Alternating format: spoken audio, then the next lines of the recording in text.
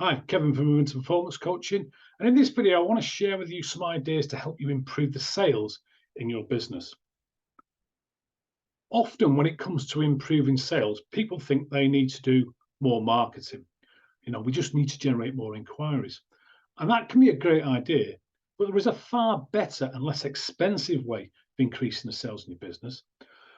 So let me ask you, when was the last time you looked to improve your conversion rate or the actual process you take prospects through to turn them into paying clients? Because the results from doing this exercise can be absolutely game changing. How do you do it? How do you go about it? Well, the first step is to actually document your present sales process.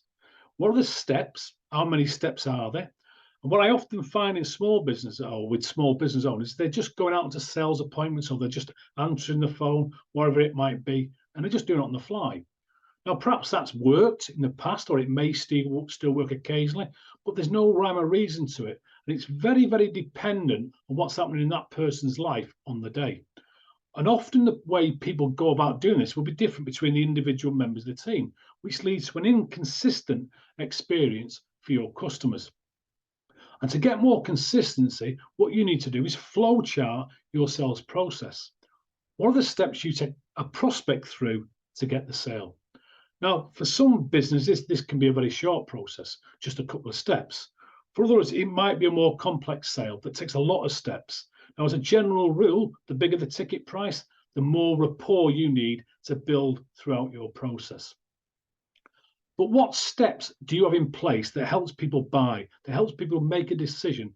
After all, that's what sales is all about, helping people make decisions around your product or service and see if it's a fit and it's going to help them solve their problem. Now, once you've got it documented and mapped out, then you can go to the next step and start asking some questions. Like, have I got too many steps? Have I overcomplicated things? Can I simplify this process anywhere? Do I need to add steps? You could ask, for instance, if I was to add a step where I add some testimonials or case studies, or I was to send a personalized video, will that help my prospect make a decision? How can I make the prospect's first interaction with our business better than their first interaction with our competition? Now, the key thing here is until you get it down on paper and work out what's going on and what isn't going on, you won't know what to do next. And then once it's all written down, you can work out what are the tools, what are the resources that you may need to create to support each step of the process. So something might be like, would scripts help? What are the key questions that you need to be asked at each step? Now, when it comes to scripts, it's not trying to be a robot. It's not about having the script that's perfect word for word. It's just a framework designed to gather the correct information. So what is the key information that you need and what questions are needed to find out what the customer actually wants so that you can decide if you're a fit or so that you can make the right recommendations to help that customer achieve their goals or outcomes? Now, you might need to create a presentation, you might need some case studies, you might need some videos or some other tools that are going to help people make their decision to choose you over your competitor.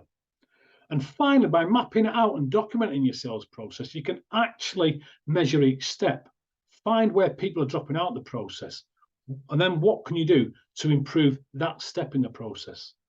You can measure what the conversion rates are in terms of percentage terms at each and every step. What can you do then to improve those conversion rates? And that can help you decide whether you need to loop back and improve any of the steps in the process. Now, I urge you to give this some serious consideration.